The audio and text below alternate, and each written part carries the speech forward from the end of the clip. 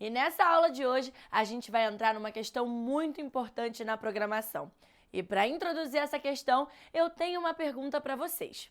Será que para ser um bom programador, você precisa ser o melhor aluno de matemática da escola? Então, normalmente as pessoas ligam muito a matemática com a programação. E, por certo lado, isso faz até algum sentido, já que os números estão muito presentes na programação. Porém, as pessoas também estão acostumadas com uma matemática que é ensinada na escola. E, normalmente, como ela é ensinada, não nos ajuda muito no nosso dia a dia, porque sempre que a gente vê um amontoado de números, a gente sempre procura uma fórmula mirabolante para resolver isso. Talvez uma regra de 3 ou algum macete que o professor ensinou. A questão que eu quero trabalhar com vocês hoje pode ser de uma boa importância para a vida de vocês, e é bom a gente se deparar com ela sem muito medo, até porque ela vai estar muito ligada à matemática. E agora, sem mais enrolação, o que a gente vai trabalhar é a importância e utilidade da matemática na programação e como ela pode ajudar a gente a entender certas coisas e ser utilizada da maneira certa. A gente vai ver primeiramente como se aplica algumas funções que nós já ouvimos falar. Então, rapaziada, na aula de hoje, a gente vai falar muito sobre um termo que é a lógica de programação.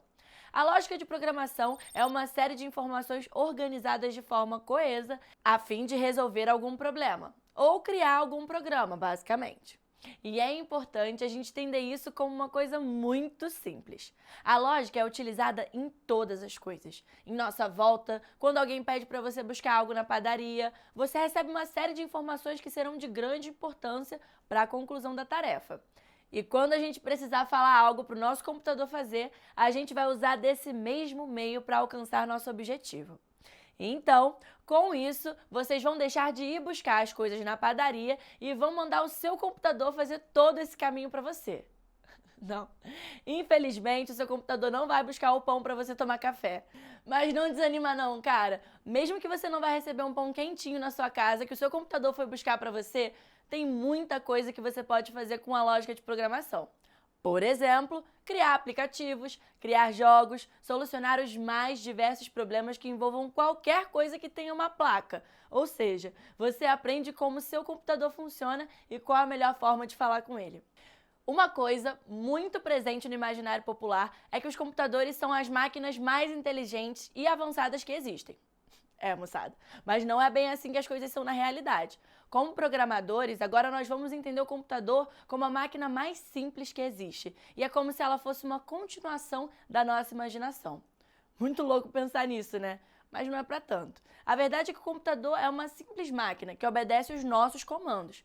Para você ter ideia, todas as coisas que você vê na telinha, alguém escreveu passo a passo de como isso deveria aparecer na sua tela, utilizando alguma forma de escrever uma lista de afazeres para o computador. Alguém usou da ordem que a lógica de programação tem para falar com um computador e o que ele tem que fazer, como ele deveria fazer em cada botão que você utiliza no dia a dia. Agora, então, para acabar com qualquer sombra de dúvida, eu vou falar para vocês uma boa definição da lógica aplicada. Para eu falar qualquer coisa para vocês entenderem, eu tenho que colocar as palavras em uma certa ordem. E essa ordem, se não estiver correta, vocês podem entender muitas coisas diferentes, com a mesma frase. E isso torna a mensagem ruim. Lembrando que estamos falando de uma linguagem objetiva.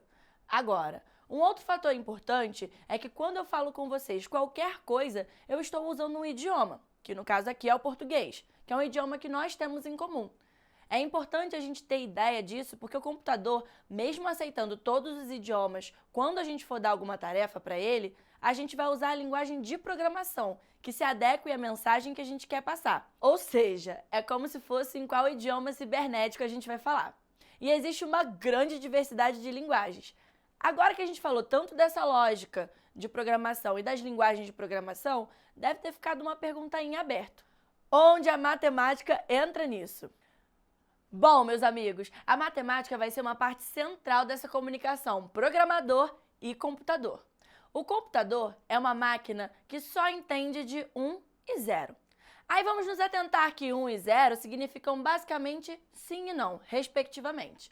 De forma que quando eu perguntar para o meu computador se alguma tecla está pressionada, ele vai me responder apenas com uma informação sendo positiva ou negativa, verdadeira ou falsa, sempre seguindo essa funcionalidade bipolar.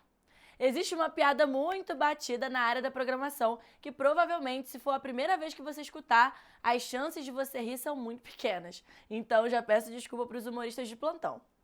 Certa vez, a mulher de um programador pediu para ele ir ao mercado falando: "Querido, vá no mercado e compre leite. Se tiver ovos, traga meia dúzia deles." Nisso, o nosso protagonista vai ao mercado e faz as compras. Quando chega em casa, sua mulher se depara com as compras e vê que havia ocorrido algum mal-entendido, pois haviam com seu marido meia dúzia de caixas de leite.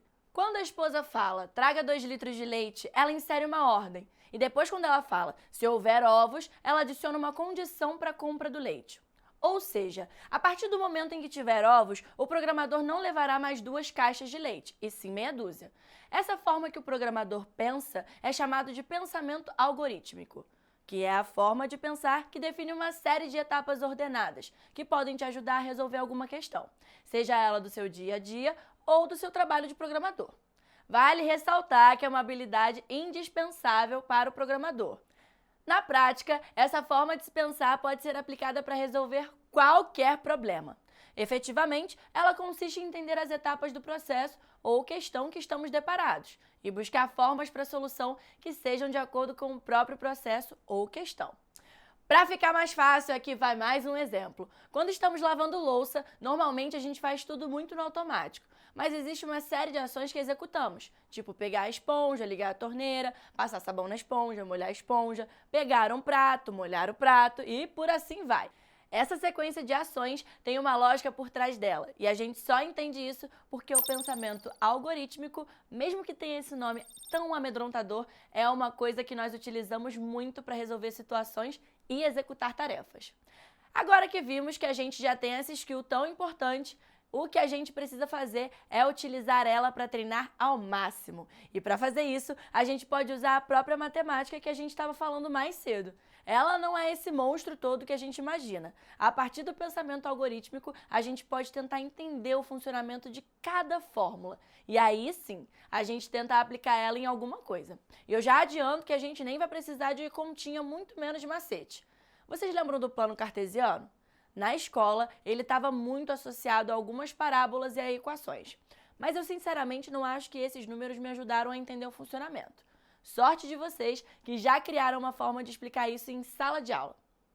Como a gente pode ver o plano cartesiano aqui, ele tem várias repartições e tem essa cruz no meio. Essas separações que tem aqui são como se fossem as coordenadas do jogo de batalha naval.